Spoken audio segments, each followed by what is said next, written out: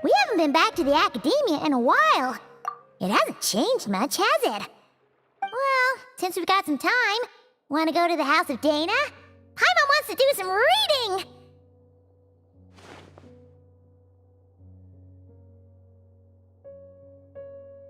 Ha! So you noticed! Well, you're too late. The Paimon you know and love is no more. You're looking at Paimon Plus, a new and improved treasure trove of travel know-how. Paimon Plus would like to find some new books to peruse. A gracious traveler like yourself wouldn't leave her companionless on her quest, right?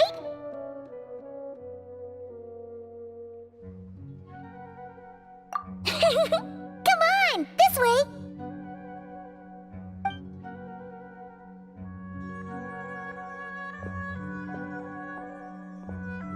Oh, hey! It's Kale and Cyrus! Wonder what's going on. Let's go see!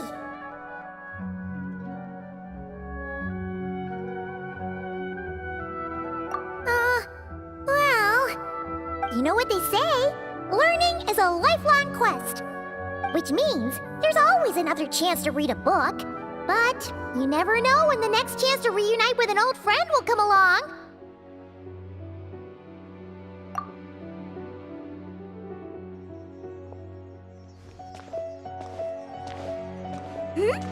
Traveler, Paimon? You're back in Sumeru? Ho, hello you two. It's been a while. Looking to spend time with some old friends? Yep. We saw some familiar faces, so we came to say hi. Ho, excuse you, associating me with that woman. And if you're going to remember me that way, you should at least mention my tomato growing skills. So he's mad about the Zaha D part, and not the old man part?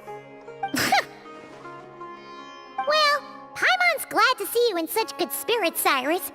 Must mean things are all good here in Sumeru. Ah, well, it's quite all right. I'm not the type to take offense at that kind of thing.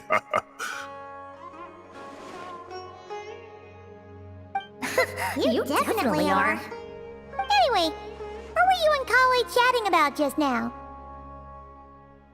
Ah, that. Well, it was quite a spontaneous meeting. I was leaving the sage's office when I spotted Kole in conversation with a Mahamata, and it looked serious. I thought something bad might have happened, so I hurried over as soon as the conversation ended. But as it turns out, our Kole is moving up in the world. The academia even hired her as a consultant. Wow! That's incredible! Oh, it's nothing, really. Look at that, so humble. Takes after me, she does. Not at all. Not at all. No, wait. I didn't mean that to sound like I don't think you're humble, Mr. Cyrus, because of course you are. I just,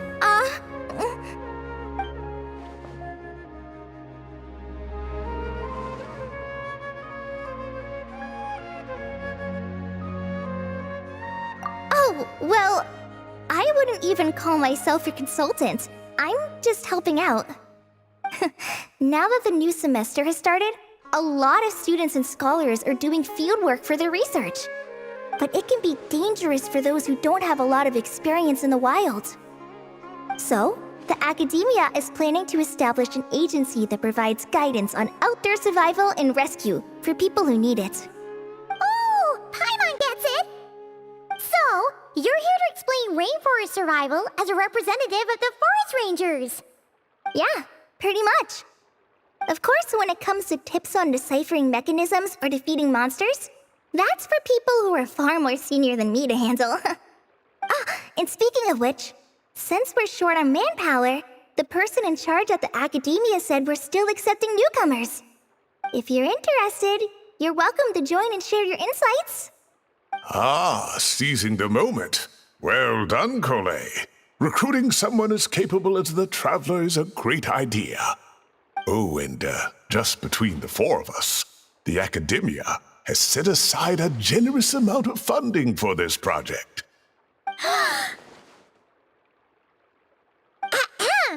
Well, since Kali's thrown her hat in the ring, we should help out too.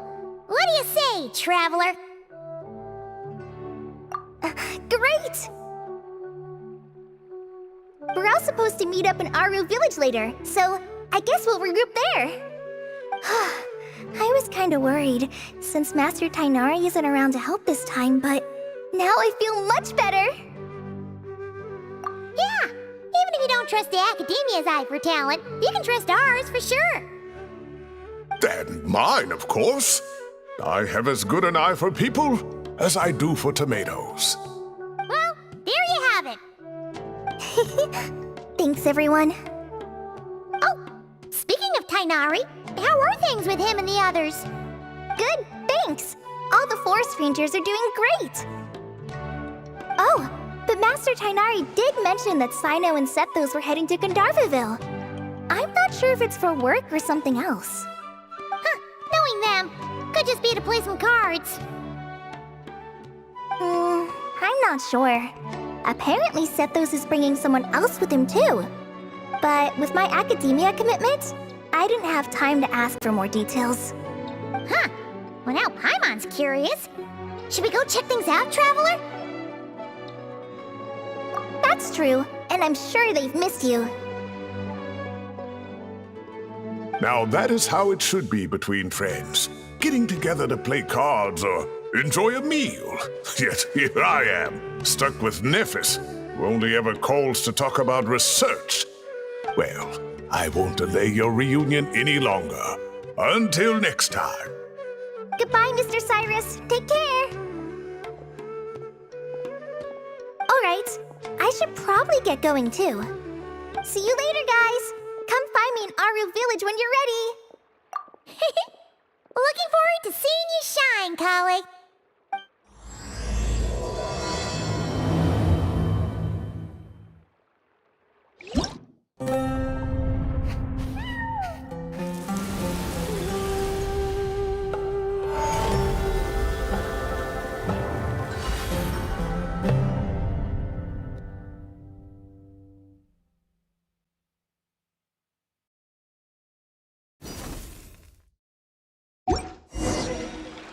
All the world holds dear is but a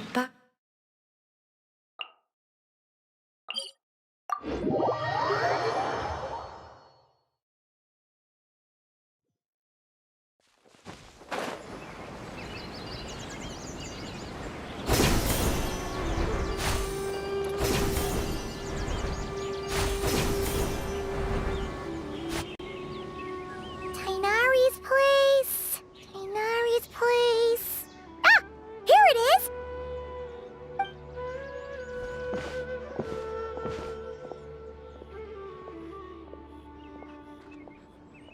Sino! Sethos!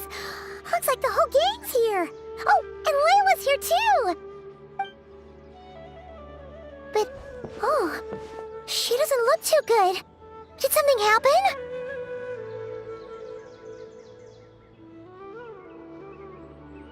Ah, Paimon, Traveler. It's good to see you. I'd welcome you like a proper host, but I'm a bit busy at the moment. Apologies. No need to look that worried. My observations indicate Miss Layla's condition has improved quite a bit. There's no danger to her mind. She's just fatigued and needs some rest. Excuse me for a moment while I blend some calming incense. I'll let you two explain the situation. All right.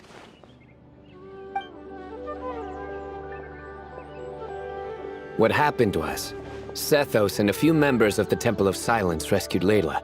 who was out in the desert trapped in a state of delirium. She had to be rescued? Oh, that sounds bad. That's all you're gonna say about it, Sino? I mean, we don't want people jumping to conclusions. That's all I can say about it. The person involved is unable to explain what happened to her, so we're limited in what we know. Sorry. My head is still dizzy. The moons. Exactly how many are there? She's been repeating that phrase over and over again, but she can't seem to remember what happened to her. We tried a few things back at the Temple of Silence, but we couldn't recover her memories. Her symptoms are kind of similar to researchers in the Satyavada life state. So we brought her to Tainari to see if our veteran forest watcher had any other ideas. Tainari is pretty much our last option, so let's hope he can help. The good news is, even if restoring her memory is a no-go, we can help with the headache at least. Jur was in a similar state when we found him, delirious and mumbling to himself, but he's more or less back to normal now. Sorry, I should give you some context first, huh? We should let Miss Layla get some rest. Come with me, you two, and I'll introduce you to the other victim of this incident. Good idea. I'll wait for Tainari here and keep an eye on our patient. All right then, this way.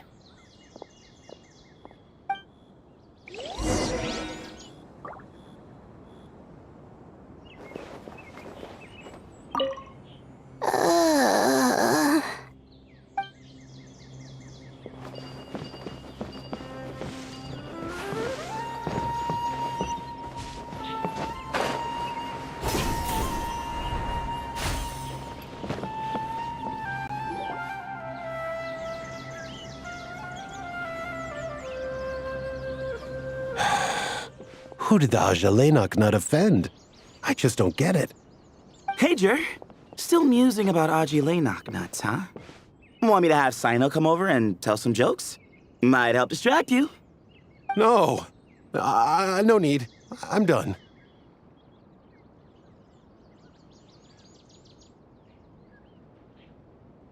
Oh dear.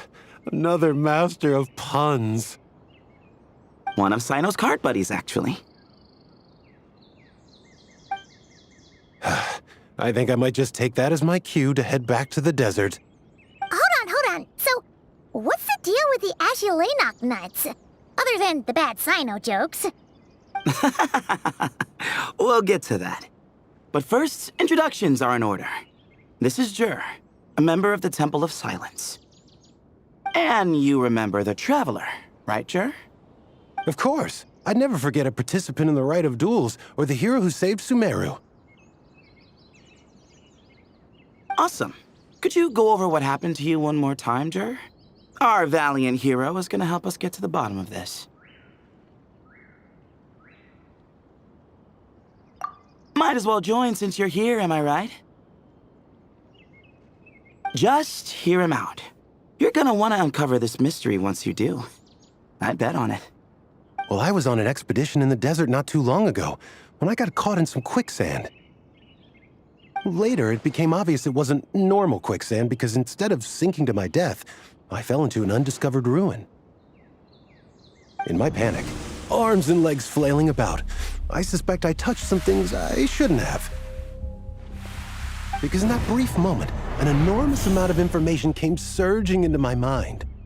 I would hesitate to even call it knowledge, because my brain had no capacity to process the information. To use an analogy, it would be like trying to stuff thousands of Ajalenok nuts into a small water skin without it bursting. Sorry again with the Ajalenok nuts, I know. It's fine. We're getting to that part of the story anyway. True. Well, just as I was on the verge of madness, a single phrase broke through the storm of thoughts in my head. It was a man's voice saying, "Don't eat Ajalenok nuts." What? I know it's hard to believe, but that's what happened. I was saved by the phrase, "Don't eat Ajalainak nuts."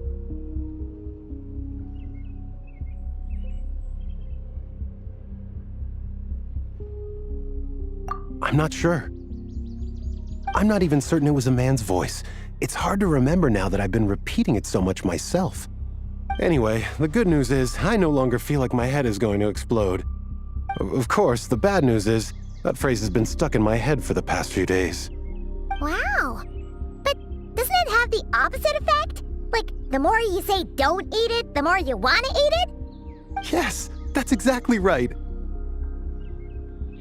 Whoever the voice belongs to, I don't know what his deal is with those nuts. Well, the world's a big place. There's bound to be people who don't like sweet stuff. I suppose. Strangely enough, I'm starting to think the voice belonged not to a man, but a cat. A cat? How? That's the question, isn't it? What would a cat be doing in an abandoned ruin like that? Just as my mind was reaching its breaking point, I could have sworn I heard the sound of a cat guiding me to exit. But when I came to, all I saw was endless desert, and Sethos shaking me in a desperate attempt to wake me up. I'll admit, it was pretty terrifying seeing you like that. Staring off into space and mumbling about Ajalainak nuts. You sure don't sound terrified. Sorry.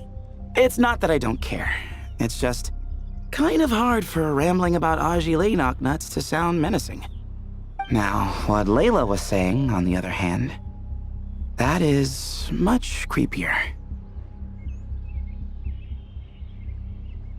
Exactly. The unknown is what breeds fear.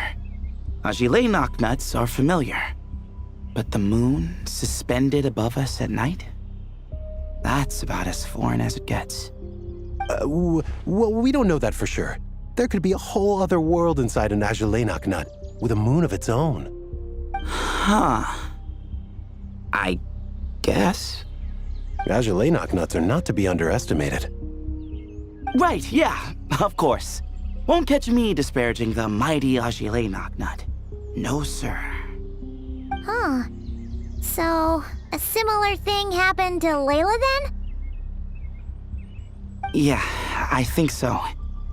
I was in a hurry to rescue Jur, so I put a marker on the incident site so we could go back and investigate. When his condition stabilized, we doubled back around to check and...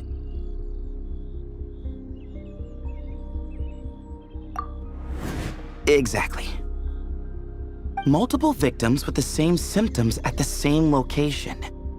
It wasn't hard to conclude that something is seriously wrong with that place. So, after we got Layla out of there, I had the Temple of Silence put up a warning sign at the scene and send patrols to watch the area. Speaking of, Sino, Tainari, and I are going to head back there and investigate once Layla is stable. So, as per usual, you're here just in time. That's for sure. But there's another reason I want Sino and Tainari involved in this. Because the story doesn't end there. Right, Jer? Oh, yes. Where was I? The Ajalainak nuts butted in and I... Right. Yes, the cat. As I followed the cat noises, the voice said something else. So, there are those from Tula who still endure. I thought that was strange, of course, because, well, was the voice referring to me? Records of my ancestry are rather sparse, so I'm not sure if my bloodline even traces back to that place. That's right. The Temple of Silence's place of origin. And the home of Tainari's people. Plus, Hermanubis, who Sino and I both share a connection to, was one of the city's founders. As the temple's current leader, if something strange happens in the desert, it's my job to get to the bottom of it. But it turns out, a lot of people have a horse in this race, and I'm not leaving any of them out. See? Knew you'd join. But yeah, that's all we know about Jur's situation. Tainari should be done on his end. Let's head back and check on Miss Layla.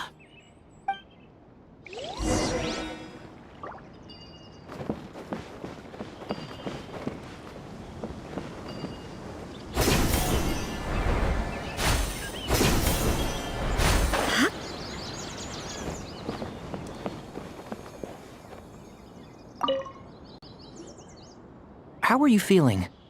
But don't speak if it's too taxing. It's fine. I'm much better now, thanks. I feel like I haven't slept in 2 days, so pretty much back to normal. Whoa. That's your normal? Traveler, Paimon, I thought I heard your voices earlier. Oh, and, I'm sorry. Huh? You don't have to apologize. He didn't do anything wrong. No, I just mean, I think I'm about to disappoint you. My head was kinda muddled earlier, but I still heard your conversation. I know you're trying to figure out what happened to me, and I want to help. But, I really don't remember anything. Does your head still hurt? No, I feel fine. The incense you made helped a lot. I'm still hearing those words in my head, but other than that, I'm okay. It's just, all I remember are those words. Everything else is a total blank. One moment I was heading to the stargazing point I'd calculated, and the next, I was on my back in the sand. The same phrase playing over and over again in my mind. How many moons are there in the sky?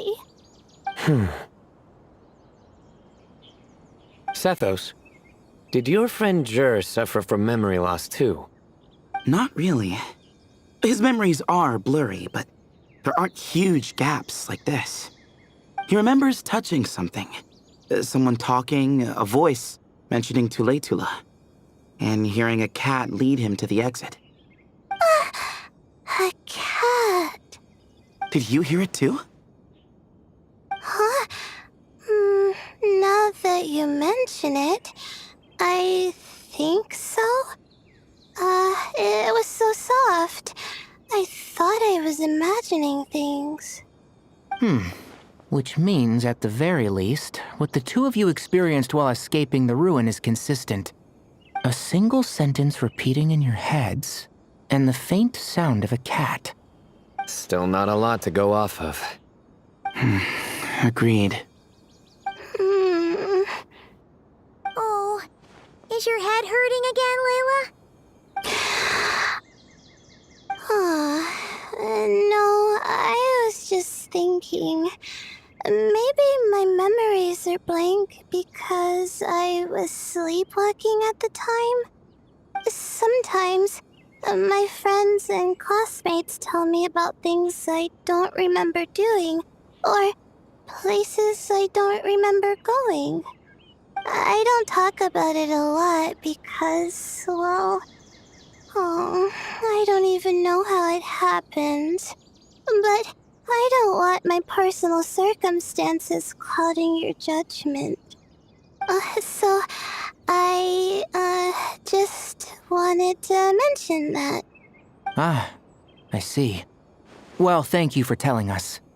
But I don't think we need to dwell on that for now. We're gonna check out the site of the incident for ourselves, so that should help us come to our own conclusions.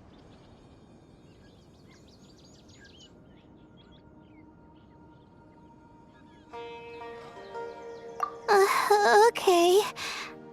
Then could I come too? I have to know what happened to me back there. Sure, but on one condition. You need to be in tip-top shape before we head out. If your condition isn't stable enough before then, we'll have to figure out something else. Of course. No problem. Well, I'm more concerned about Tainari.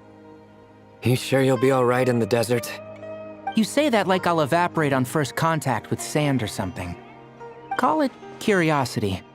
If this concerns my ancestors, I want to figure out what's going on. Anyway, as long as I take things slow when the sun's out, I should be fine with the right preparation.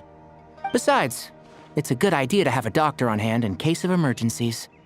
So long as our doctor doesn't become the emergency.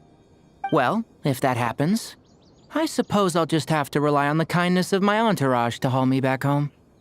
All right, well, that all sounds good to me. Let's meet in 2 days like we agreed. Jer and I are gonna head back to the Temple of Silence and do some research in the meantime. See you in a couple days. Sounds good.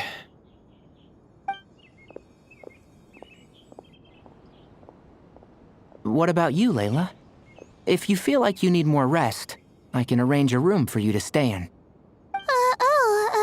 No need. I've asked enough of you as it is. Besides, I feel a lot better. I should make it back to my dorm, no problem. You sure? Don't push it too hard, or you might end up sleepwalking along the way. Don't worry, I'll be fine. I have other things I need to do anyway. Like letting my advisor and classmates know that I'm fine, adjusting my stargazing schedule, things like that.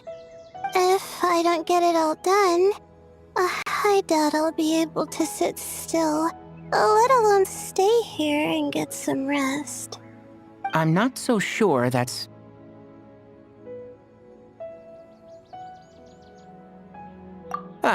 a much better idea.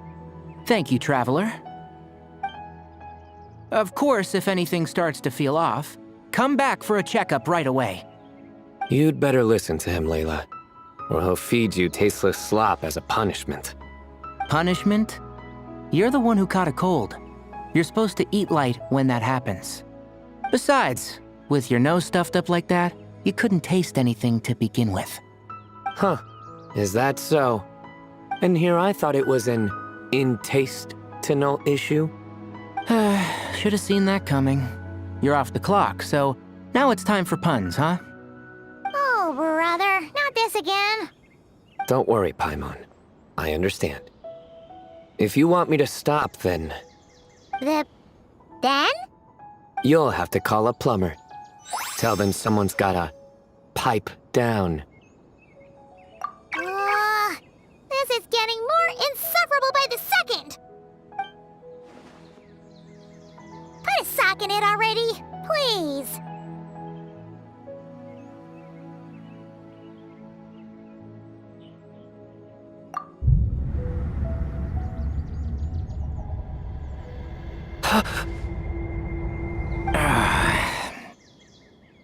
Paimon's done with this game. You win, okay? Let's just get out of here. Please. All right, you stay safe. I'll try to stay sane.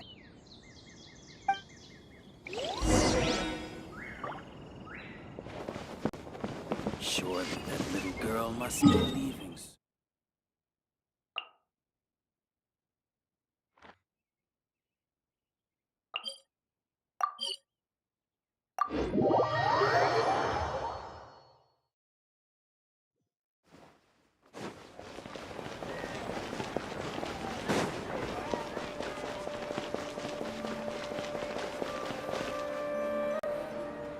Moons.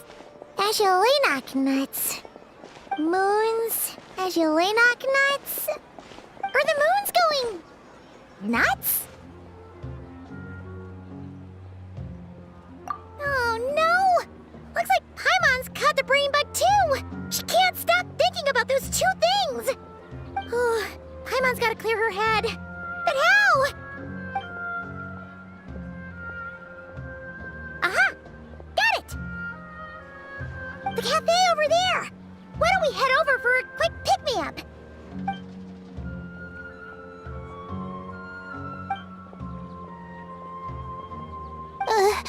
Sorry. I feel kinda tired all of a sudden. Wait! Is it because of all Paimon's muttering just now? Oh, sorry. The coffee will be Paimon's treat, okay? Hey! You make it sound like Paimon's stingy or something! Huh. Well, she'll just have to show you her true colors. Yeah! Starting now! You sit tight and take care of Layla, Traveler. Paimon's gonna get us some snacks and coffee. Be right back. Don't go anywhere in the meantime.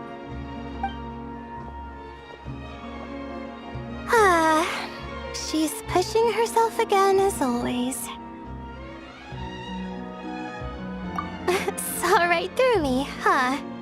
I apologize for the sudden emergence, but I didn't have any other options. Well, that's true.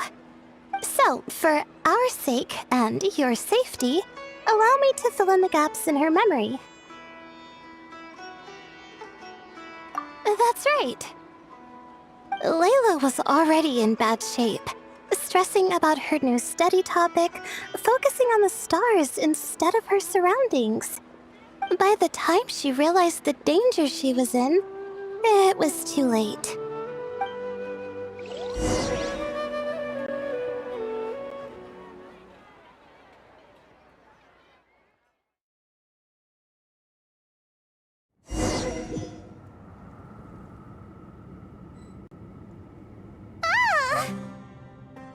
Quicksand near the ideal viewing spot? Wasn't expecting that. Looks like Layla's been under a lot of pressure lately. She hasn't been paying attention to her surroundings. But why would quicksand lead to a place like this? Well, all in all, looks like a common desert ruin. Guess there's nothing to do but try to find a way out.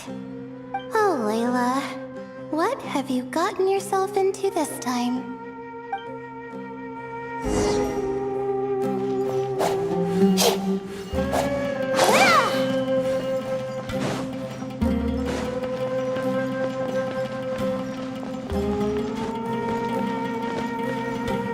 I think this door can be opened using the device next to it.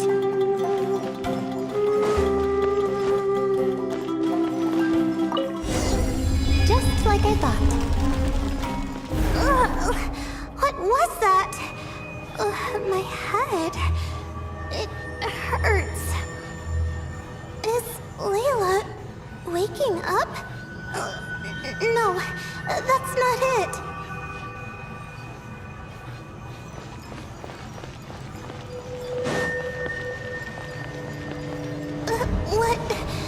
What's going on? It's too much. I don't understand.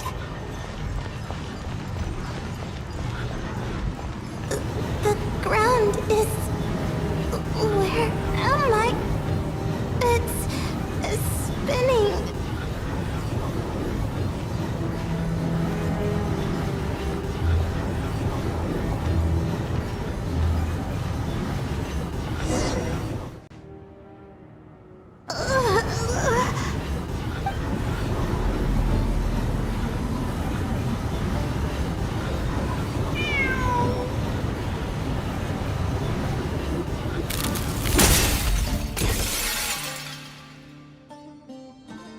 How many moons are there in the sky? How many moons are there in the sky? Okay, information isn't rushing into my brain anymore. That's good. How many moons are there in the sky? My head hurts. But there are no more dark spots in my vision. And I can see in front of me.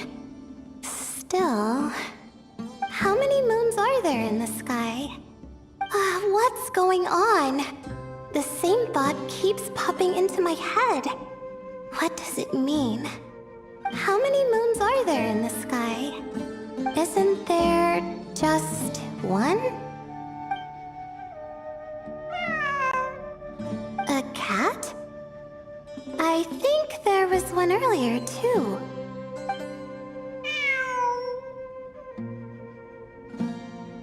I'm not hearing things. It really is a cat. But what is it doing here? How many moons are there? No! Stop it!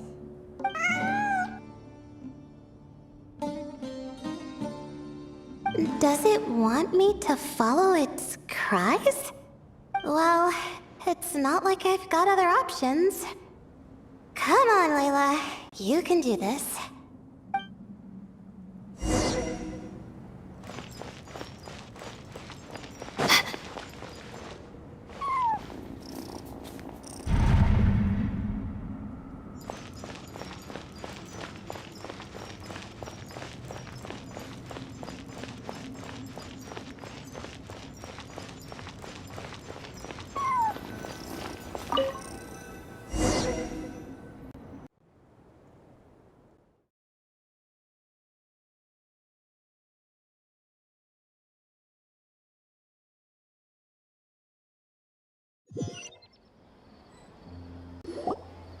And so, I followed the cat's cries to find my way out. It was quite a kind creature. It didn't even leave until the other me started to wake up. Thinking back, it all started when I touched that device. I've heard fellow students talk about it before. How the desert is full of objects that do strange things. Sometimes it's just a minor inconvenience. But other times, devices like that can cause massive trouble. Of course. I forgot how much adventuring experience you have. Still, carrying an umbrella doesn't mean you can't get soaked, so just be careful and stay away from unknown devices. No need to thank me. You and Layla are about to head into dangerous territory together. You need to be safe so she can be safe. Well, I think that about sums it up. And just in time. Your coffee's here. Traveler! A little help over here?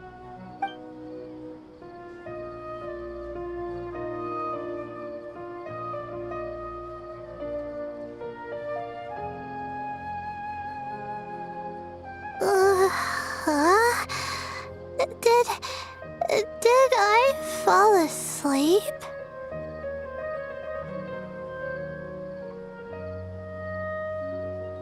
Wow! Paimon didn't even know she had such an impressive skill! Ha! Does that mean since Paimon bought this coffee, it would just make you sleepier? A beverage that puts people to sleep. Better saved for work hours, I think. What? So you can nap on the job? Who does that? Huh? Oh. Beep boop. Oops. Oh, hey, Kaveh! Nice to see you. Oh, and you too, Marak.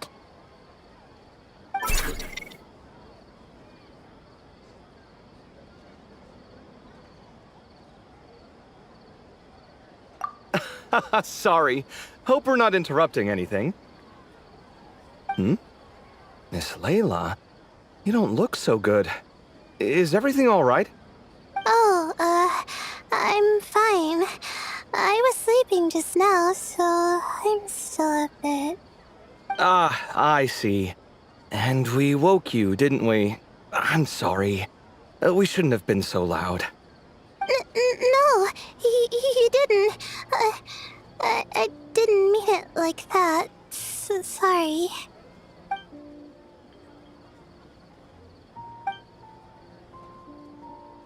Wait, where are you going? You just got here. I'm going to do what I came here to do. Which is?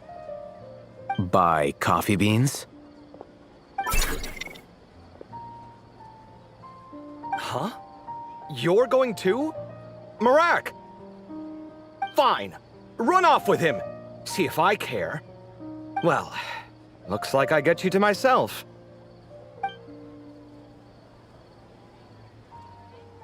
It's been a while, hasn't it? How have you been? So, a busy life of adventuring for you, and a busy life of academics for Miss Layla, is that right? Oh, is something wrong?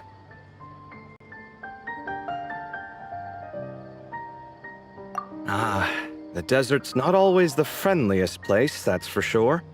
And from the look on your faces, I'm guessing this problem's not resolved?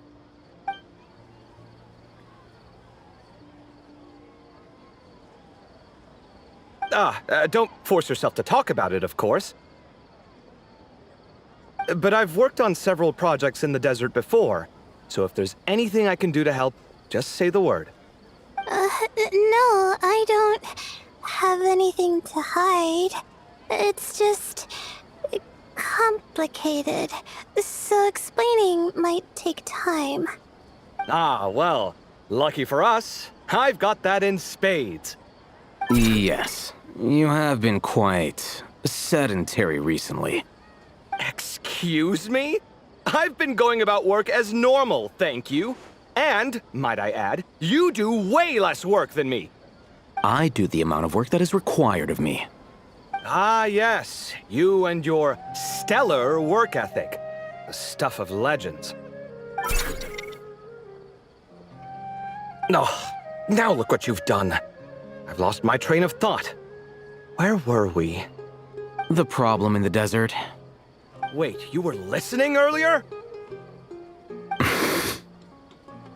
Oh, we're giving the silent treatment now? Mature, very mature. Continue, Miss Layla. I'm curious as to how this incident unfolded. What did I tell you? This one doesn't have enough to do.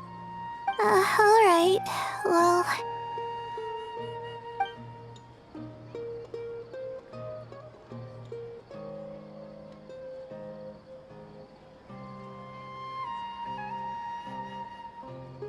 Could you still use some extra hands on this investigation team of yours? Huh? You want to join, Mr. Covey? That's right. I think my experience studying desert mausoleums could be of some use here. While Hatham's expertise in ancient languages could be helpful too. Besides, I consider you all to be my friends, and friends are supposed to help each other out. Wait, I'm involved in this now? Oh, please, I know you. Half the battle was over the minute you said you were curious. We couldn't stop you from joining if we tried. Well, you've got me there. Besides... this suitcase of yours has been jumping at the chance to volunteer for a while now. I imagine... You imagine? Mechanical life forms might also feel homesick from time to time. Now that you mention it, Marak's core was a component sourced from the desert.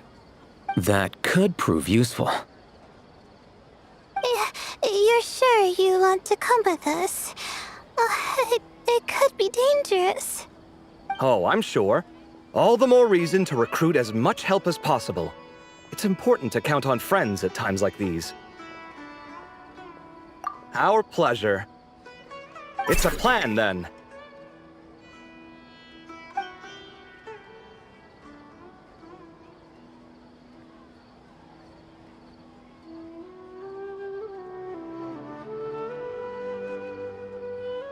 All right, we'll head back to our place to get ready. This one hasn't been on a trip in a while.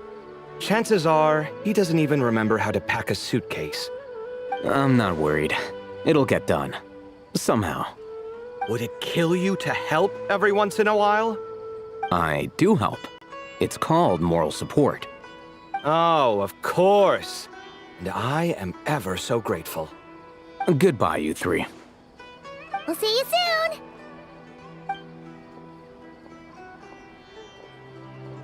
Oh, and Kaveh, your coffee beans! You were too busy glaring at Al-Haytham, you almost forgot them!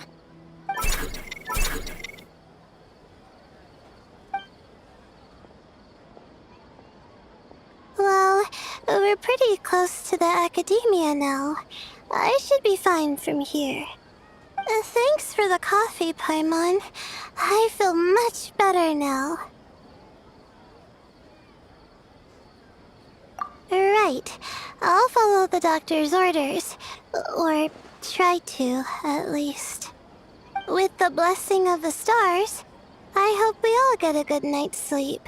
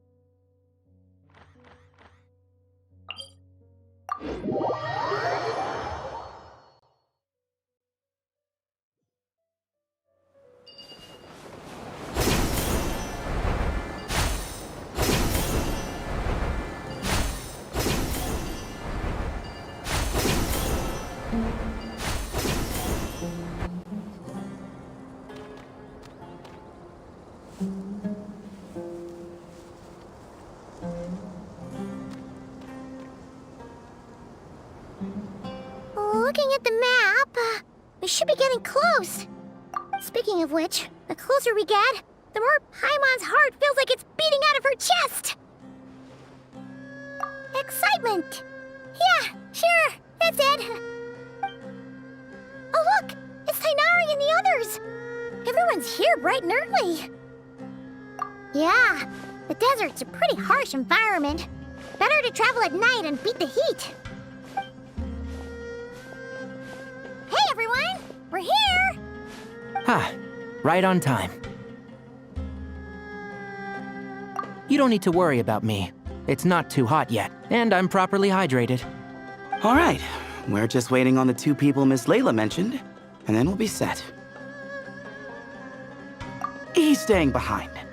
If we don't make it back after a certain time, he'll be in charge of rescue operations. You can count on me. Nice! You thought of everything! Oh, and Cyrus said he'll be in Aru Village, so he's also available if we need help. Haha! Amazing! Having people to watch our back is making Paimon a lot less nervous. Yeah, I did. After hearing about what happened, my advisor gave me some time off to rest. So, my studies are on hold for now. Then, does your advisor know you're back in the desert to investigate? Yes, but I was only allowed to come after I mentioned that General Mahamatra would be there too. Haha! Quite the reputation you've got there, Sino. Something wrong? You haven't said a word this whole time. Are you in a bad mood or something? No. Being skilled with words also means being a good listener. I'm just reflecting on what you're saying. Oh, Hatham! Kaveh! Ha! Over here! Darn it. I was just setting up a brilliant... Yeah. I'm sure you'll find another chance. The important thing is, our scribe and our renowned architect are here at last. High praise. But wait, why am I renowned and not him? He's just as famous as Sino, Dia, or Nilu. That just means your level of fame is even greater. How could a lowly scribe hold a candle to you? Lowly scribe? Please.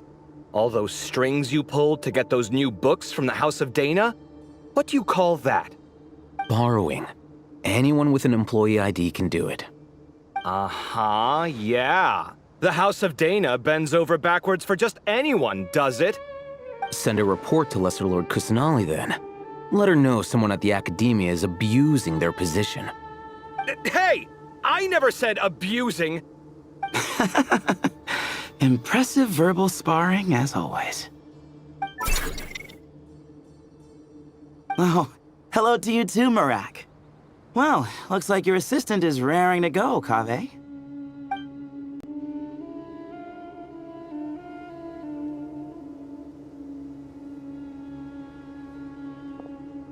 So, I say we get this show on the road. No sense delaying the inevitable. No need. We're in this together, remember? Sure. This is the entrance, yeah? Yes. Perfect. Then, if we're all set, let's get moving.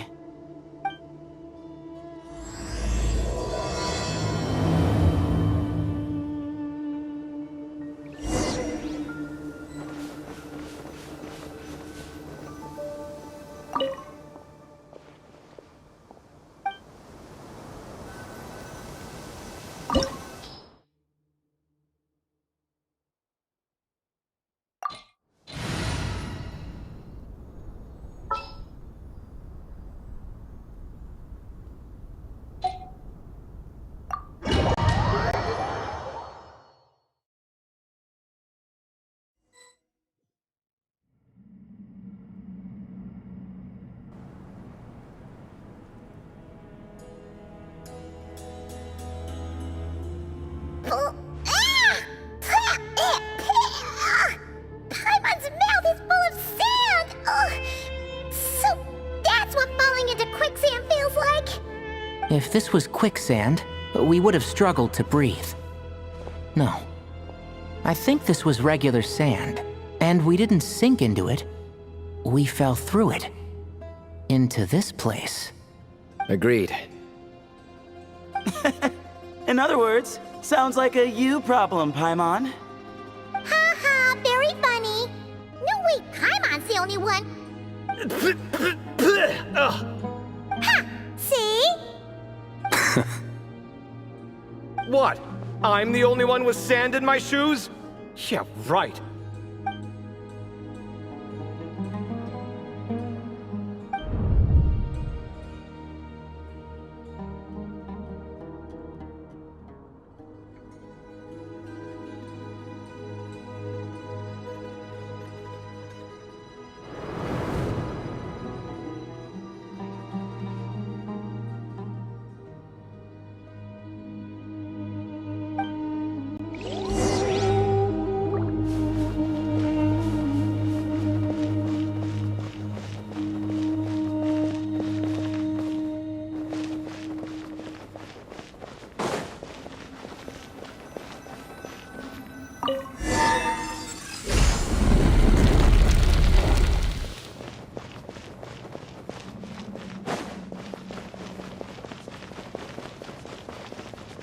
Whoa! There are monsters here? Sure didn't say anything about that. Probably means he didn't run into any. 'Cause we're just unlucky. Not the best sign of what's to come. We'll be fine. Let's just use up all our batteries. We'll be golden.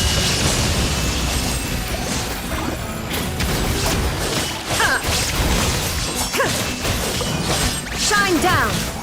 Secure!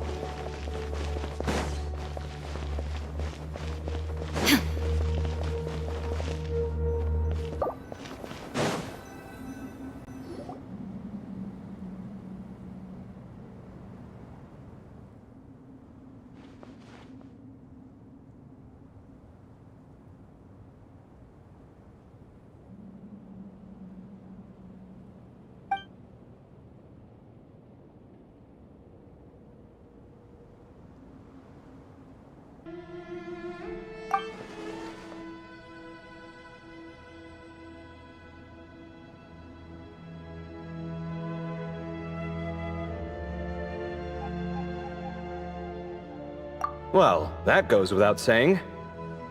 Fair point. There's just one problem, though. The only way forward is through that door.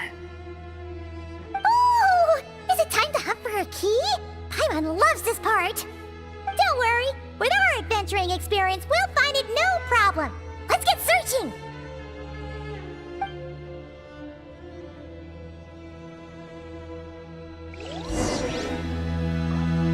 Marak, wait!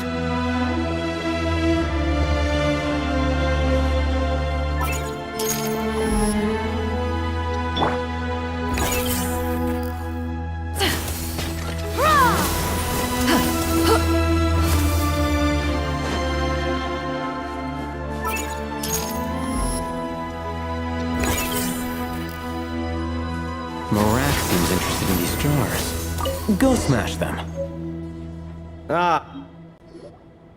Marak, this isn't really your old home, is it? No idea what that means, but Marak does sound pretty happy. So, mechanical life forms do have the capacity to miss home. A novel discovery. Well, with Marak leading the way, we should be safe, right?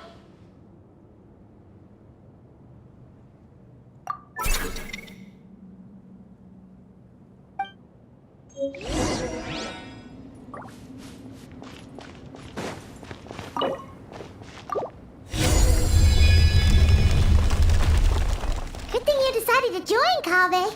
Otherwise, our investigation would have ended at that door. It was nothing that I did. You should thank Marak instead.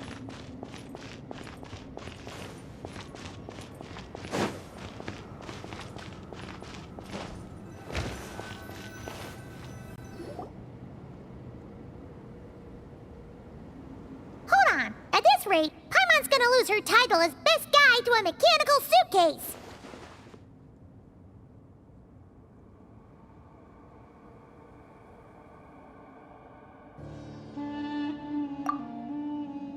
Aw, thanks. Hey, wait.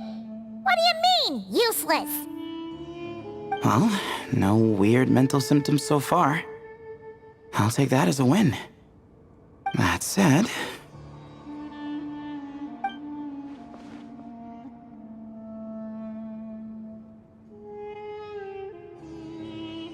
There are 3 doors here.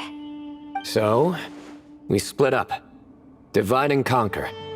Otherwise, this whole thing is in ruins. No pun intended on that last part. I swear. Yeah, that might be our best option.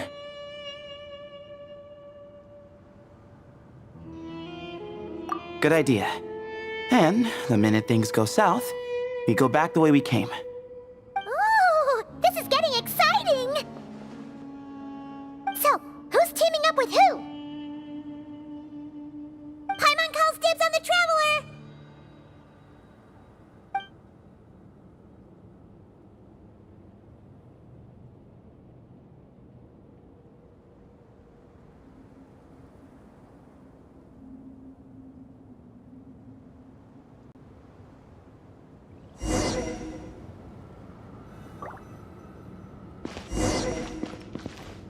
Well, this takes me back. The last time we were in the desert together, the 2 of you came all the way out here to gang up on me. Oh? Sounds like someone's holding a grudge. Just what I like to hear. If you're still hung up on that last one, just name the time and place, and we'll have ourselves another thrilling... duel.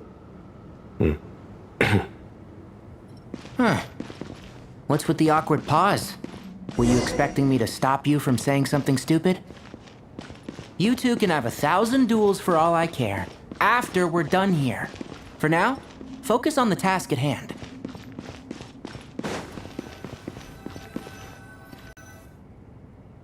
This chamber is huge. I can't even imagine what it's used for. Oh. What's wrong? I seem to have stepped on some kind of stone slab. Huh. There's a pattern on this, but it's hard to make out with all the dust. Huh? Look! The shape seems to match the markings on the ground over there. Let's slot it in and see.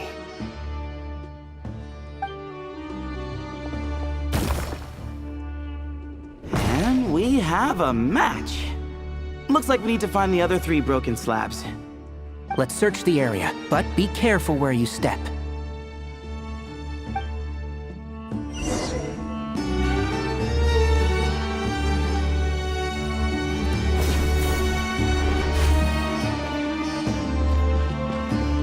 Ooh, got one.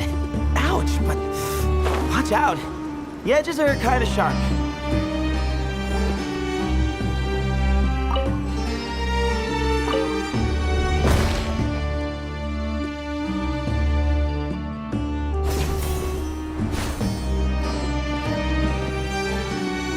Got the 3rd piece.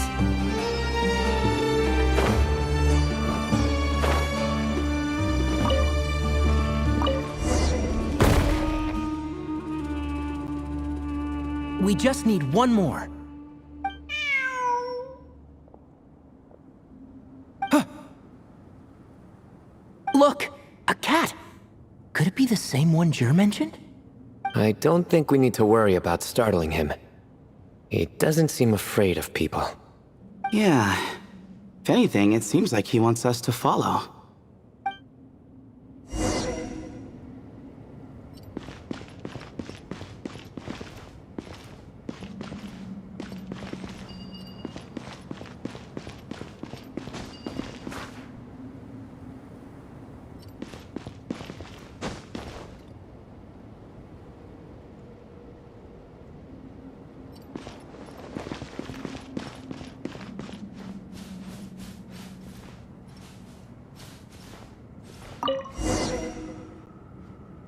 Oh, he led us to the last piece. Who's a good kitty? I never thought I'd hear you say something like that. You've clearly never heard how the professor talks to his tomatoes, then.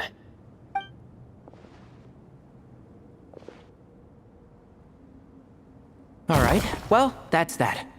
Now, we need to figure out how to get rid of all this dust. Behold, the great Vayu Viastra. Be honest.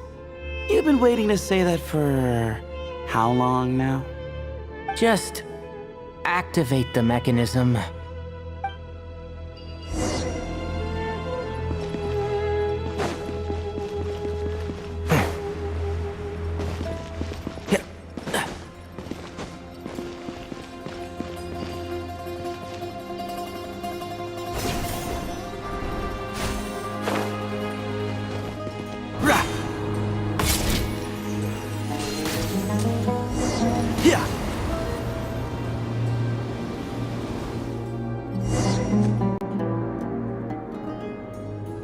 Huh. It worked. It's a picture of... 3 Hermanubises? That can't be right. The ears aren't vertical. Not true. And the lugs fall short. My hat is much better looking.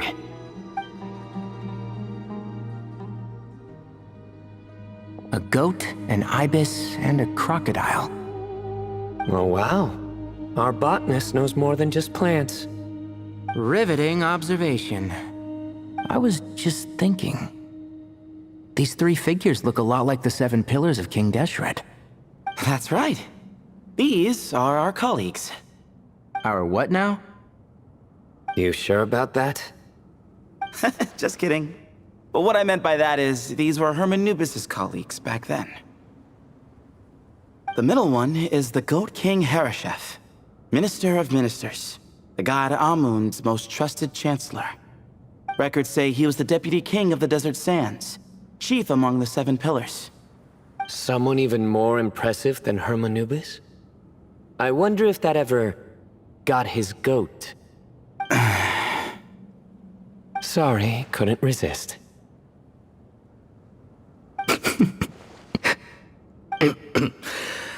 Okay, that was a good one. Wait, really? I've got so much more where that came from. Where were we? This is Sobek, the Crocodile King, captain of captains. As the name suggests, he was a valiant commander and had dominion over all weapons of war. And finally, this is the Ibis King Thoth, scribe of scribes. Your memory's pretty impressive. I bet you're almost as good as me at memorizing cards. A scribe? Did he manage archives then? Like Alhaitham? Wait, that's all Alhaitham does? I never knew being an academia scribe was such a cushy job. Well, that's how his friend put it, anyway. But it does seem like he has a lot of free time. Well, I don't know much about the academia, but I'm sure the Ibis King had more responsibilities than that. The temple's records say he represented the wisest aspects of King Deshret, inventing the desert script and arcane arts at his king's command. He must have been quite the impressive man then. Or creature, depending on how you look at it. Still, why are these three the only ones represented here? What about the other pillars of King Deshret? Maybe because the three of them were extra close? Huh. Kinda like us. Oh yeah! Maybe we should have someone inscribe us on a commemorative stone slab too. Or we could just take a picture. It would serve the same purpose. Anyway, no more distractions. Huh. Doesn't it look like there's writing carved into the corner? Huh. There is. And it's in the ancient desert script too. Looks like the Ibis King left you some homework. Give me a sec. I'll try and translate it.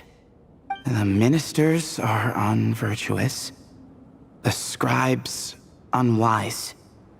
The captains unworthy. My end is not humanity's end. Hereby bestow upon you all the far side of eternity. Wait, so they went to Aru? It doesn't sound like it was their idea. The far side of eternity is said to be the final land of dreams for all desert dwellers. But if such a place did exist, wouldn't it also be an inescapable prison? Yes, and based on the writing here, it's clear King Deshret wasn't pleased with these three. This gift he bestowed upon them seems more like a punishment. Such is the power of a king, I suppose.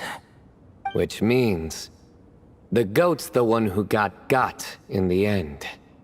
Huh. Yep, not as good the second time.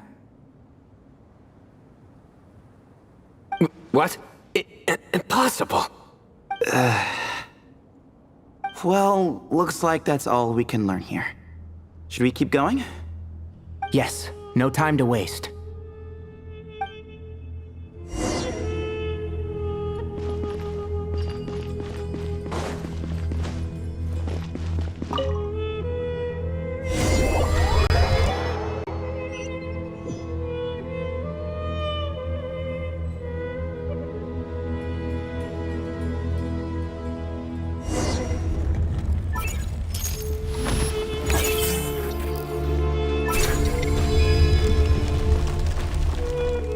Jeez, who knew a suitcase could be so fast? Marak is nothing like this when it comes to housework. Hey, wait up! A scout's job is to take the lead. Just let Marak figure it out. Easy for you to say. I'll be the one doing the repairs if something happens. Why don't you go scout ahead then? When I think of a comeback, I'll let you know. No rush. Oh, Marak stopped. What is it? Found something?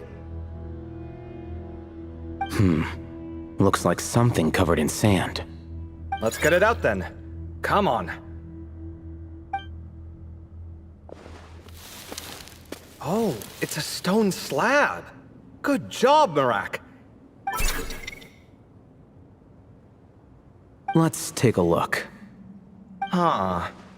Looks like this part of the picture goes over there?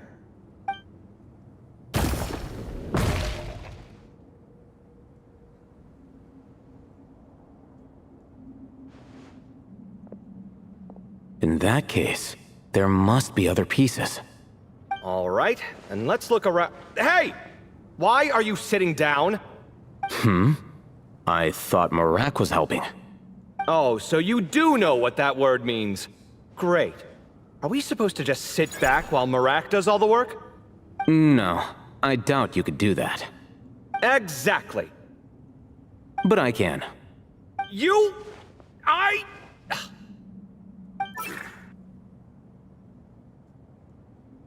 See? It's all coming back to me. How insufferable it is to work with this no-good, do-nothing... We could be more efficient, I agree. I'll work on this piece. You take care of the rest.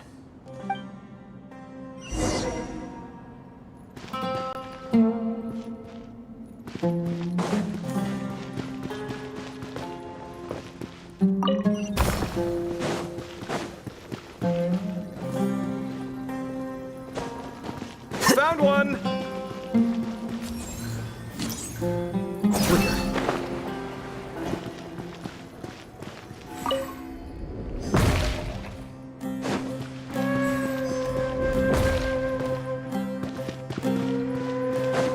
Good teamwork!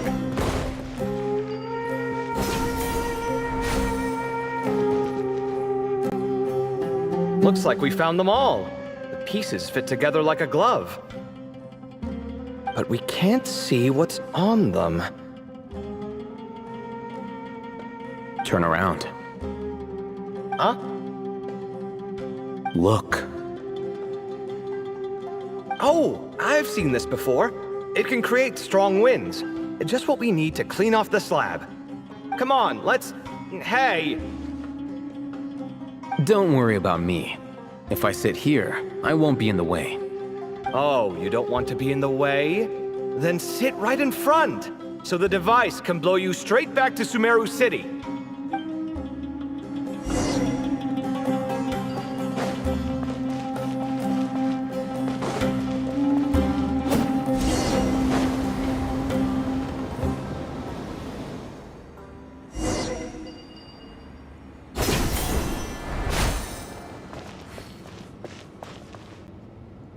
Done. Huh. That's one big cat. And there's a shattered crown. I think it's depicting some kind of story. Look, there's writing too. The Ibis King answered the young noble, granting him the wisdom he sought. But the fragile crown was shattered by lies in the end. Here I leave the name, Gudars. Gudars. I've seen that name in a history book before. He was a young noble who sought to save his realm, and a king who once united the desert. That's right. Although his methods were rather shameful. During his long reign, he betrayed his family and the nobles who supported him, only realizing the error of his ways after his enemies left him nowhere to turn. But by then, it was too late. Seems like a common occurrence across history. Different people, same mistakes. It's an inevitable pattern, destined to repeat itself.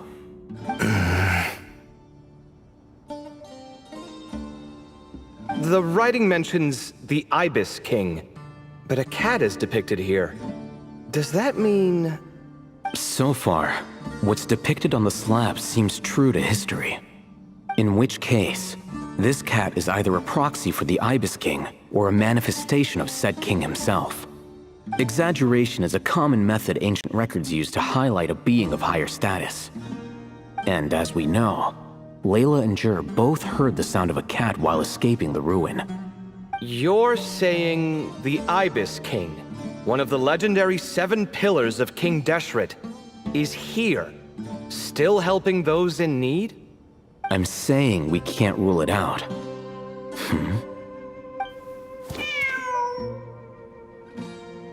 Wait, there it is!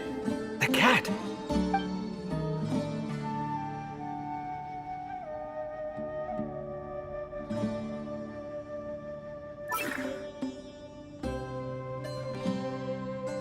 Ah! Marak went after him! The cat's showing us the way forward. Come, let's follow. Okay.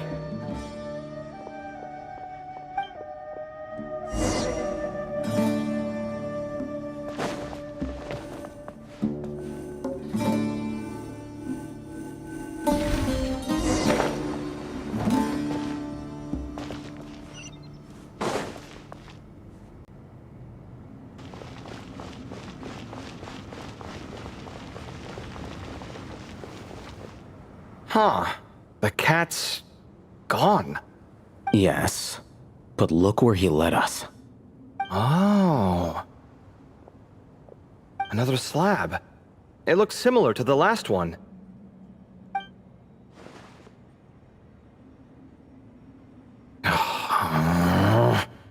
Oh, by all means, take your sweet time.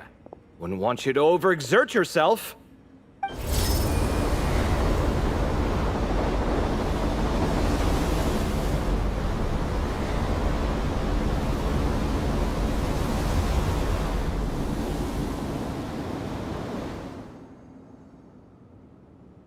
Huh.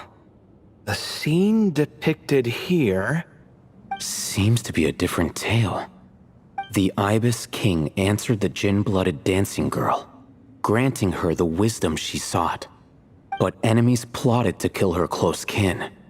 Snake venom was her self-chosen end. Here I leave the name. Makaira. The Temptress of Woe? You've heard of her?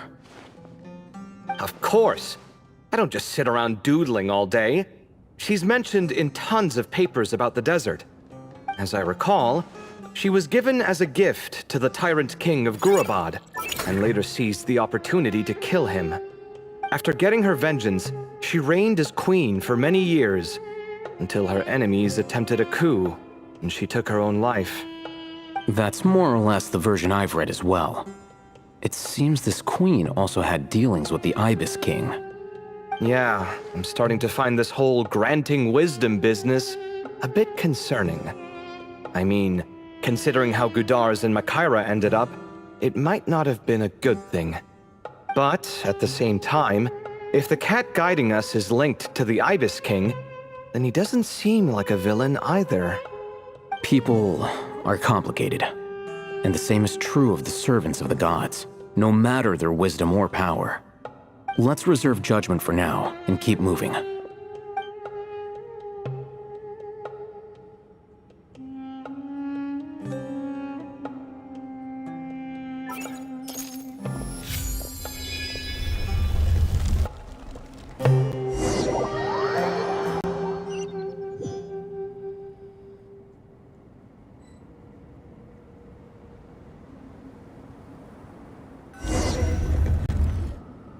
Oh, Paimon meant to ask earlier. Have your memories come back, Layla? No, sorry. To be honest, nothing about this experience feels familiar. Besides, my focus is the stars, so I don't spend a lot of time exploring ancient ruins. Guess that makes us the senior researchers in this scenario. Stick close, alright, Layla? Okay.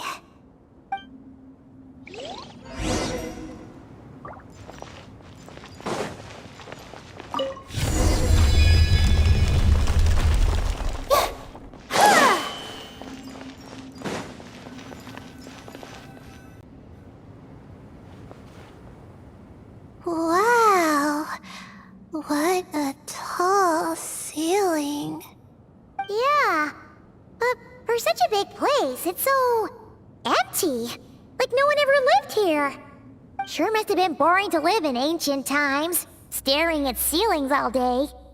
Now that you mention it, I've heard some people used to draw star maps on their vaulted ceilings. Some would even make them transparent to better observe the movement of the stars. It sounds so nice. Stargazing from the comfort of your own home. Wait a second. I think I see something up there. Huh? How is Paimon supposed to do that? Oh, right. Flying. Duh. Alright. Sit tight, everyone. Adventurer Paimon will be right back.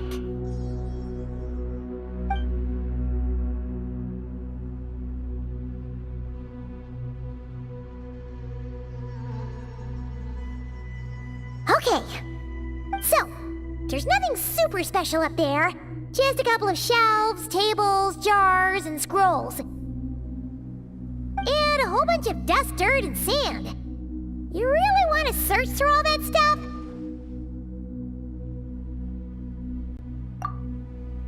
Well, when you put it that way, come on then, let's see what we've got. Paimon's hoping for something super valuable. Thanks. I'll stick close.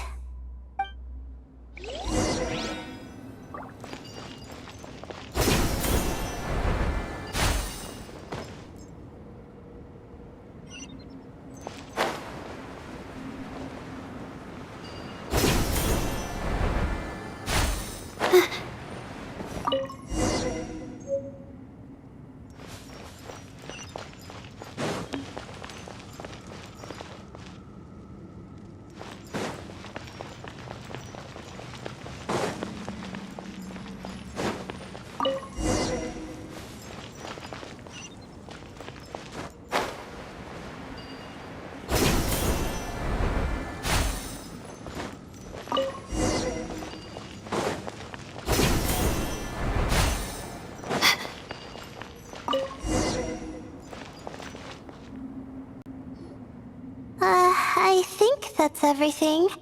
Most of the documents are in the ancient desert script, except these ones. These seem old as well, but the handwriting makes them stand out. Right! Let's arrange them in chronological order before we read through.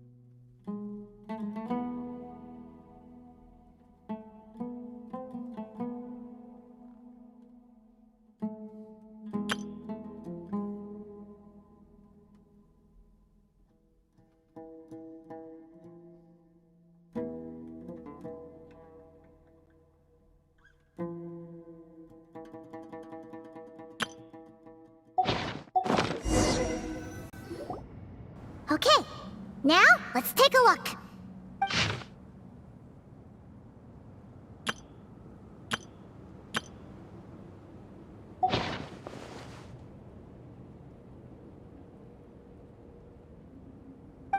Maybe this person fell in by accident, like Mr. Jur and me. Yeah, maybe. But they don't sound super worried about their situation. So, either this person's an ace adventurer, like the Traveler, or some kind of super optimist. An optimist, huh? Oh, I wish I could be that sort of person. That's right! You're detailed and passionate. Great qualities for an adventuring buddy. Guess Optimus seems super obsessed with exploring every corner of this place. That could have gotten them in big trouble for all we know. Well, I appreciate the compliment. It's almost magical how words like that can make you feel like you can do anything. I only wish that magic could last a little longer. Until I figure out my new study topic, at least.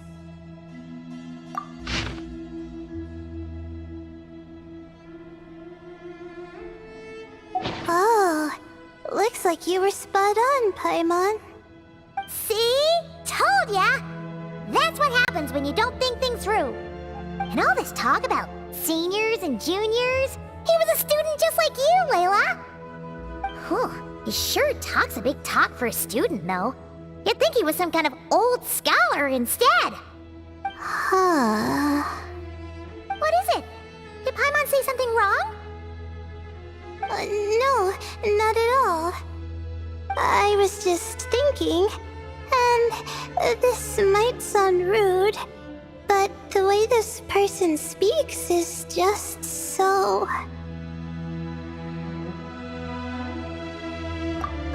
you noticed too.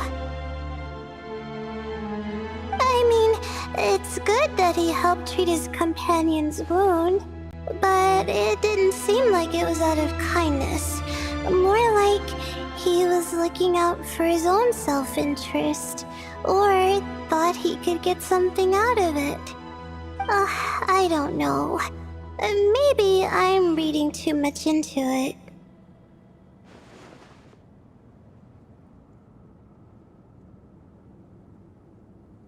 Yeah.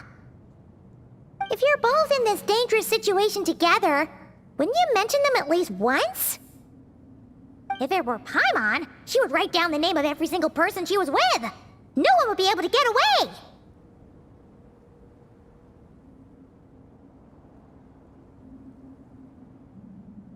Actually, I find Paimon's approach quite sensible. It makes sense from a safety perspective, too.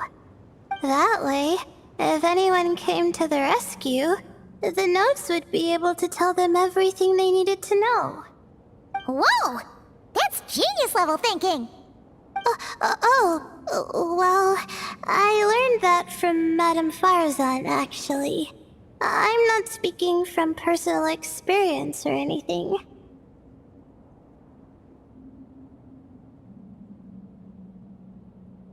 Oh, no!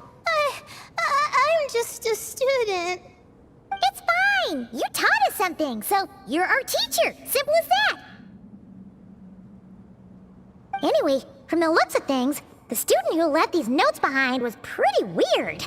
Let's keep reading.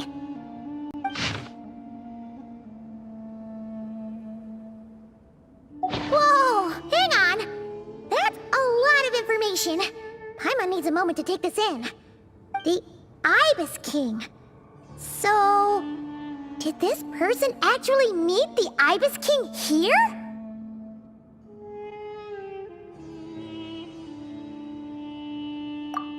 Sorry. Who?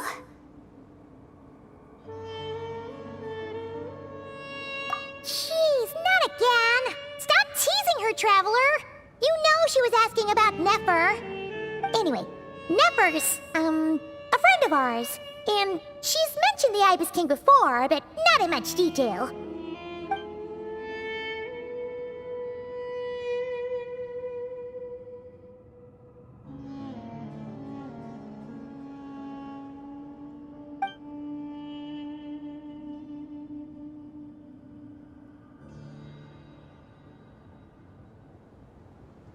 Oh, I see. Well, that's not too surprising. Most people in Sumeru know about King Deshret, and most in the academia have at least some knowledge on the 7 pillars. Legend has it, King Deshret ruled the desert at the head of several wise retainers, guiding their people to pursue the limits of wisdom. He also left behind treasures for future generations, which continue to be relevant in nearly every research discipline. And now, this message indicates this student and his senior were rescued by the Ibis King. But to think it's possible to meet him in a place like this. We don't know when these notes were written, but didn't the 7 pillars disappear a long time ago?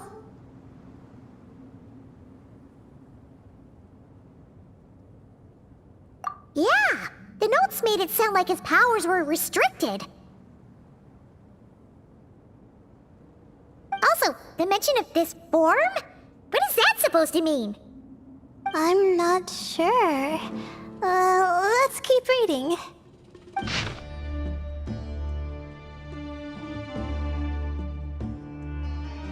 Oh, this is the last page. There's even a signature at the end. Well, sounds like they made it out. Guess it was a happy ending after all.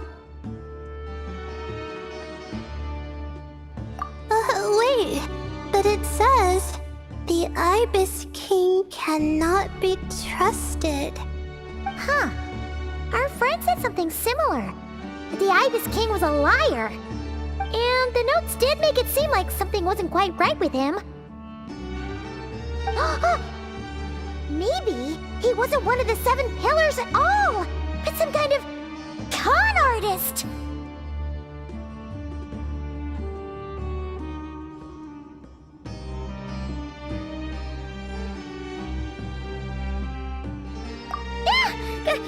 Great, Ibis King! If you heard that, Paimon didn't mean it! Please forgive her! Don't trap us here! I think Paimon raises a good point. Let's keep our guard up just in case. Alright, I think that's all the clues around here. How about we... Oh! It's Marak! That means Kaveh and the others should be around here, right? Hello? Anyone up there? Can you hear us? Yeah, we can!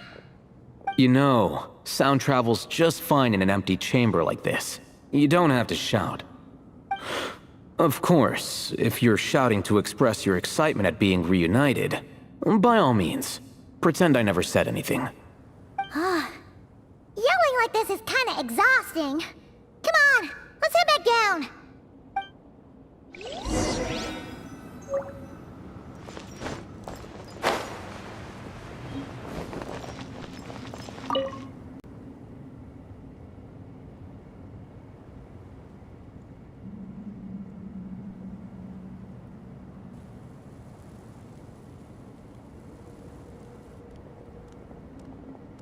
Wow, we all ended up in the same place, huh? Yeah, what a coincidence. Indeed. Or as I like to call it, the chai factor.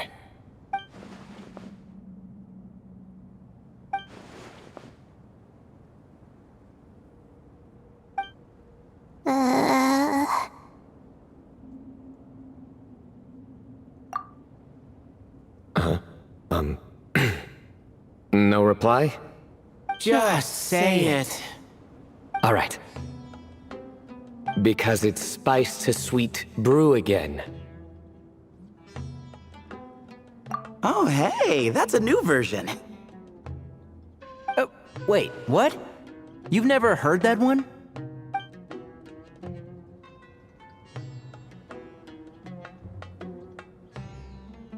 What are you looking for? A place to sit and read my book. Oh, great. What else is new? Well, looks like everyone made it through unscathed. Let's take this chance to get some water, rest a bit, and discuss what we learned.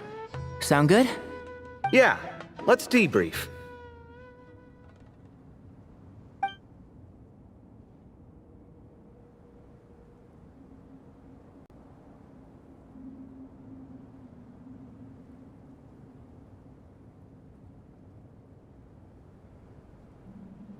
Okay, so we all learned a lot, but It feels like we ended up with even more questions. Yeah, but one thing's for sure. This place is tied to the Ibis King in some way. Hey, Sino. You're the current representative of Hermanubis. Can you call him up for a sec? Of course. Just let me sense his presence.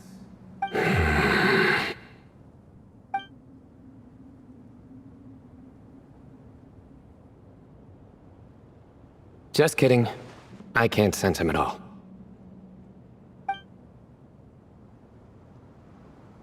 Jeez, Sethos. Did you set him up for that one? What are you, a two-man act? Sorry, Hermanubis isn't like the Ibis King. He can possess me, but I can't talk to him whenever I want. Oh, truly? Does that mean he's gone? Oh, I would have liked to reminisce about old times with him. Ah, the cat! It speaks! Ugh, of course it speaks. In fact, it is not an it at all.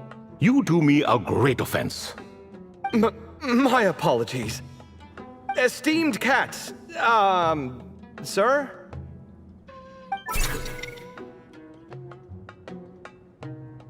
Oh, this little contraption is still here. Contraption? No, this is Marak. Which means you do his assistant a great offense. Huh? Well, I didn't mean... Well, I apologize. I wasn't referring to this Marak, but rather the thing that operates it. King Deshret was quite partial to it. I have forgotten what it was called. It must have had an official name, albeit in the old tongue. Even if I did remember, I would need to translate it into modern language. Ah, it's not important. Marak's a fine name. Even better than the original, if you ask me. Who thought of it? And the remodeling, quite well done indeed. This Marak looks much happier in its current form. Oh, and the components should have model numbers written on them. You can look them up if you're curious. This cat talks a lot. Quite the one-sided conversation. Is this what the Ibis King was like? He seems quite eloquent. I wonder if he plays cards. Ha! I knew Marak was a great name. Go me! Let's see, what page was I on again? Should have brought a bookmark. That all went over Paimon's head.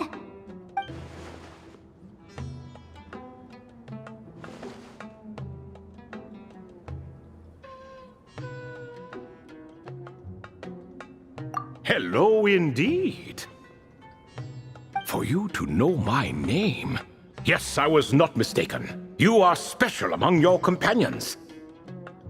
But you are all guests. It is only proper to invite you in. Come then, this way.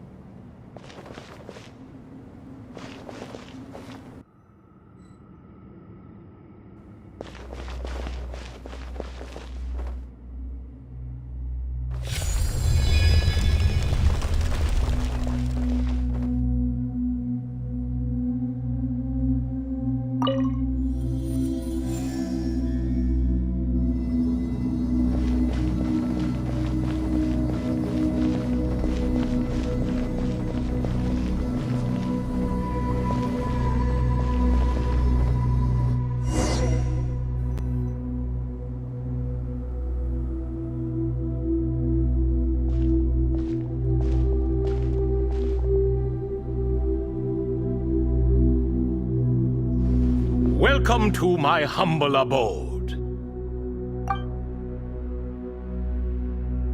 Oh, your house sure is spacious, Lord Ibis King. I fear it's not quite what it used to be. In fact, it has long ceased to be my home at all. It belongs to the descendants of the cats I once raised. Such adorable creatures, aren't they? Take the one I'm borrowing here, for instance. A chubby fellow with such lovely fur. Anyway, Tradition dictates that a special guest such as yourself be presented with a gift.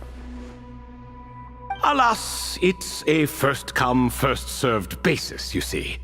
I fear with the passage of time, none are left. What?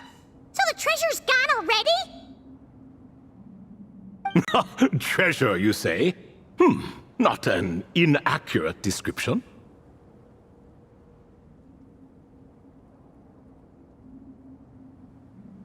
Yes, and no. I have the power to grant gifts inaccessible to the masses.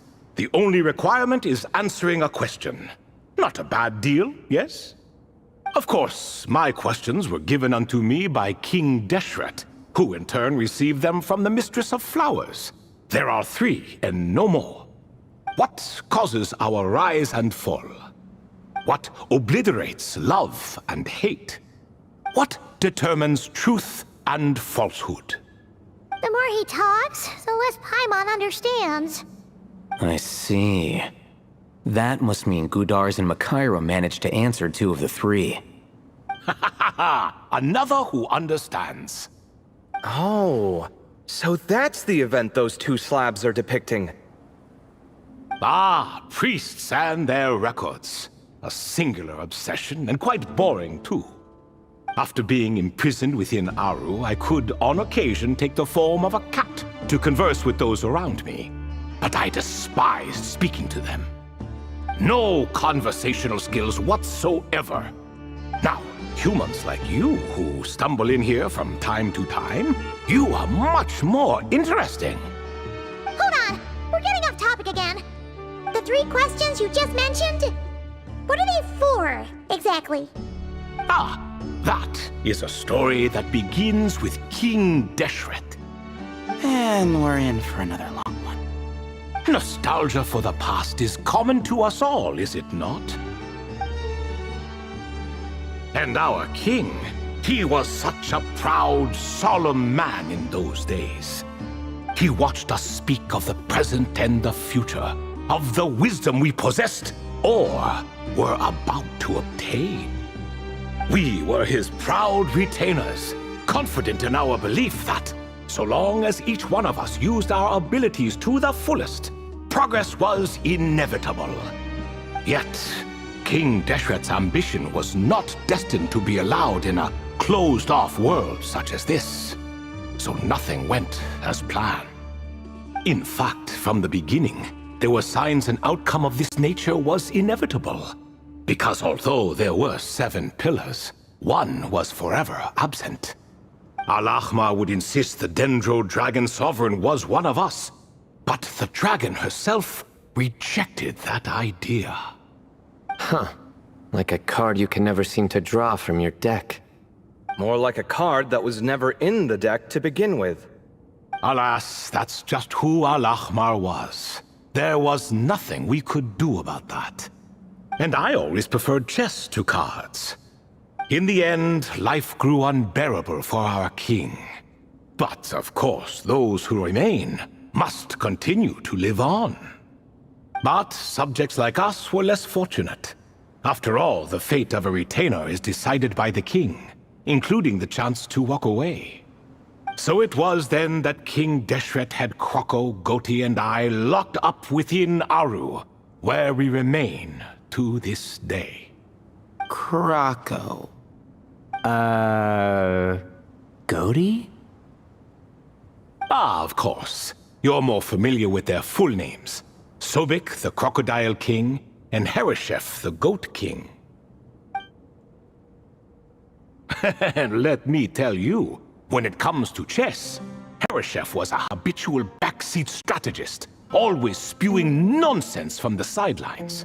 Well, Sobek was all too quick to take his terrible advice, to the point where I was the one who got accused of cheating.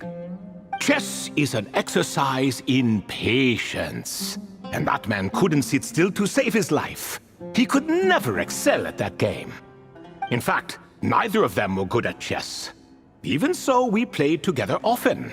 And since I was always the winner, we got along quite well. What are you laughing at? Were we not good friends?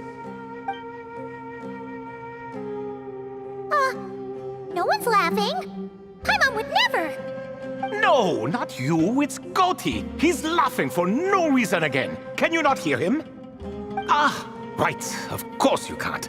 The two of them are inside Aru, as am I, so only I can hear them. What is even going on here? Has he, like, started to lose it after being trapped for so long?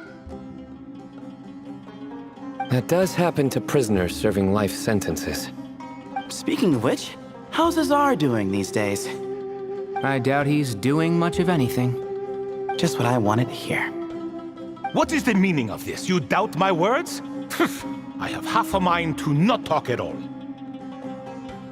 Oh, no. They're not questioning you, Lord Ibis King, just discussing other things. Please, continue. In that case, where were we?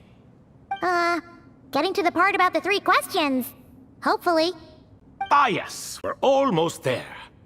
Before I entered Aru, King Deshret said I could be released from my eternal seal if I chose humans who could provide the correct answers to those 3 questions.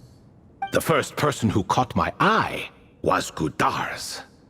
I asked him, what causes our rise and fall?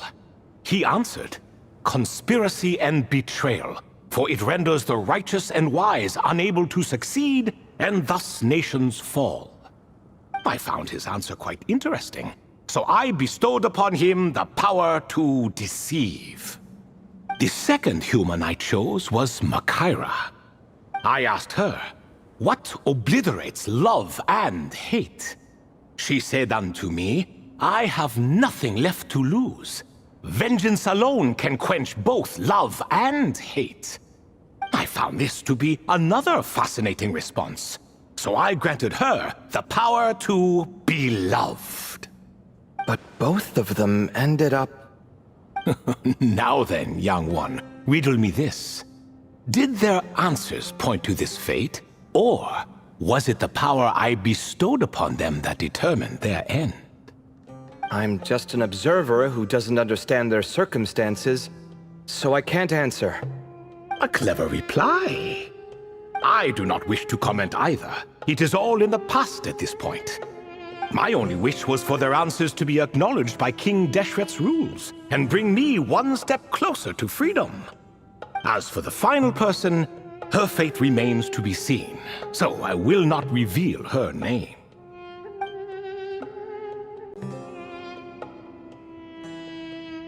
I asked her, what determines truth and falsehood? And found her answer quite compelling, so I bestowed upon her a gift to match. As you can see, however, I have not been freed, so it's clear the answer she gave at that time was wrong. But alas, 3 people were chosen and 3 questions were asked. So now all I can do is wait. Wait until her wisdom is in line with the rules set forth by my king. Until she has found the true answer to that question. No wonder there was no 3rd stone slab then. Or perhaps you're just not ready to include her in the story. Though that might be a generous interpretation. Well, it's not merely because her story remains unfinished. As the remaining priests of this place left or passed on, there were none left to record the events that followed. Besides, stone slabs are few and far between in the Great Red Sands. In the sprawling desert, very few things or people even manage to leave a trace. But sometimes I can't help but wonder, if that young man from several centuries ago had been willing to answer my question, would I have left Aru by now? Wait, so there was someone else? Of course, it has been thousands of years after all. All sorts of people have stumbled upon this place, but I only chose the special ones. That young man had such a singular intelligence, though his companion, by contrast, was rather average. The author of those notes we found?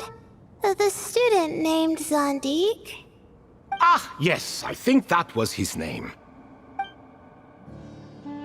In truth, I was unsure whether I should grant him my third remaining gift.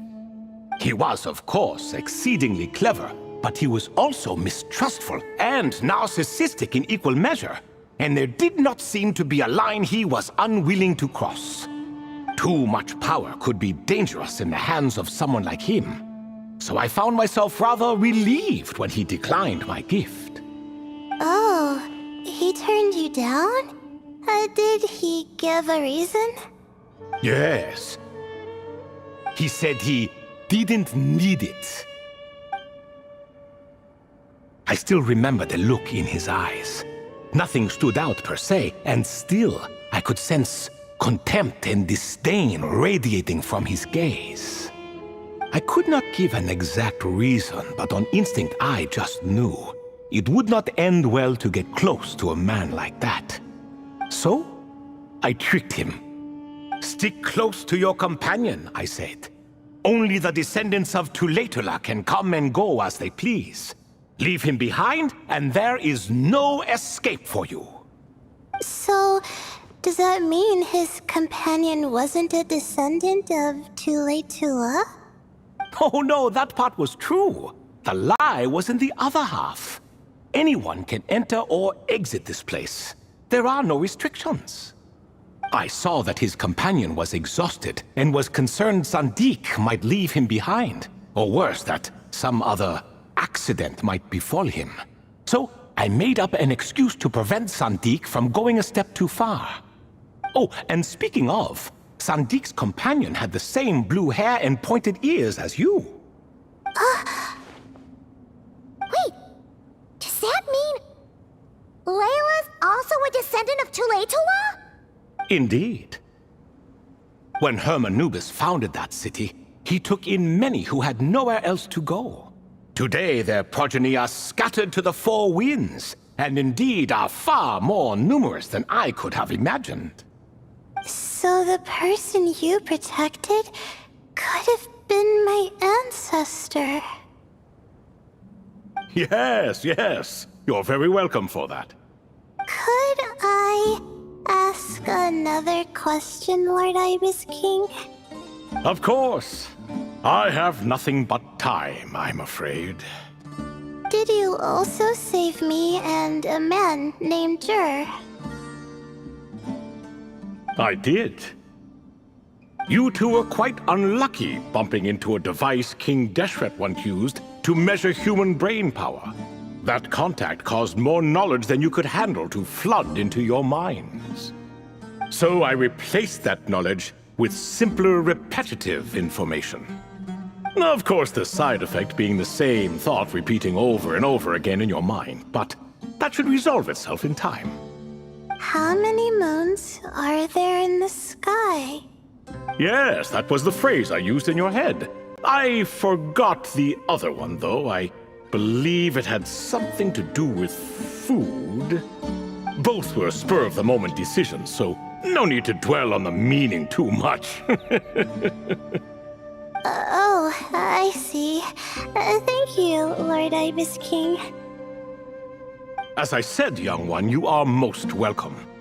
If you're inclined to return the favor, perhaps you could turn off that device so no one else can trigger it?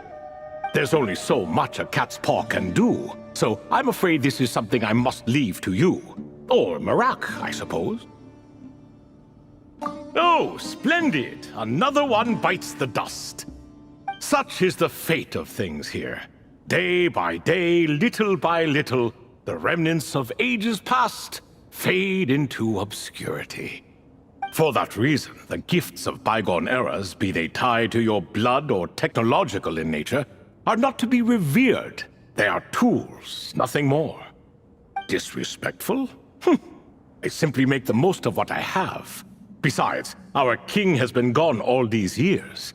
What good does it do to revere him now? Oh, are you talking to the Goat King again? No, Croco this time. He's pestering me for another game of chess. Says he wants to even the score.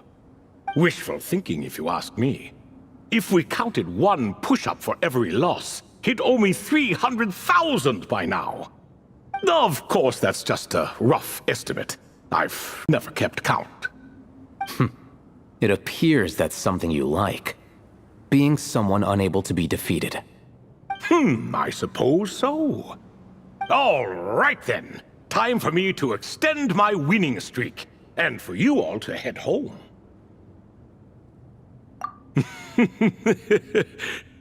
In truth, deep down, I know even the answers to those 3 questions will not change my fate. But that is for me to reckon with. Go on now.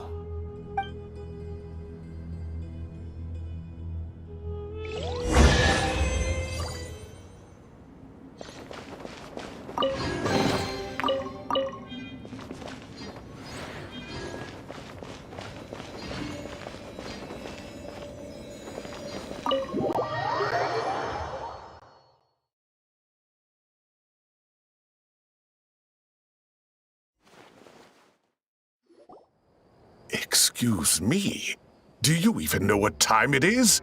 I've harvested 3 crops of tomatoes while you've been gone. You're exaggerating, Professor. I'm making a point. There's a difference. Sincerest apologies for keeping you waiting, Professor Cyrus. See, that's what I call manners. Now, are any of you hurt? Nope. It went way smoother than we expected, actually. I presume the investigation is complete then. Come, tell me all about it. Oh my, did you luck out? If you've read the work from the Vahumana Dashan, you would know that the Ibis King has, well, let's call it a mixed record. Perhaps he softened up a bit in his old age, and that's why he chose to help you. Or perhaps he just didn't have a good enough reason not to help us. See? Marak agrees. How do you even know that's what Marak meant? That could have just been a happy noise. In any case, there's a lot to be happy about. We figured out what happened to Layla and Jur, and there were some unexpected takeaways too. Yeah, I never expected to learn about my ancestry. I've always thought of myself as just an ordinary student. I never would have even considered something like that could be true. Come to think of it, our ancestors might even have been friends at some point. Huh? You're right. Maybe I should take a trip back home to see if I can find any records about that. Oh, I was just throwing that out there. I wouldn't want you to go to the trouble. It's fine. My advisor gave me a break, and I still have a few days left, so... Oh, wait. My study topic. I haven't made any progress at all. No. I need to focus on that instead. Right. Couldn't you help her, Professor? Huh? No, I could never. Me, you say? I'm from the Spatamar Darshan, and I don't think that Nephis or Zahahadi researched the stars. All I have to offer are my homegrown tomatoes. Although I suppose it's not impossible. I can ask a few old friends to recommend some interesting topics. You really don't have to. It sounds like a lot of work. Hardly. A few passing questions while we water the plants? It's no trouble at all. Thank you so much. Of course. Now it's getting late, and you all must be tired. Let's wrap things up here. Some say desert nights are the sun taking mercy on us after the heat of the day. So, let's leave while she still feels merciful.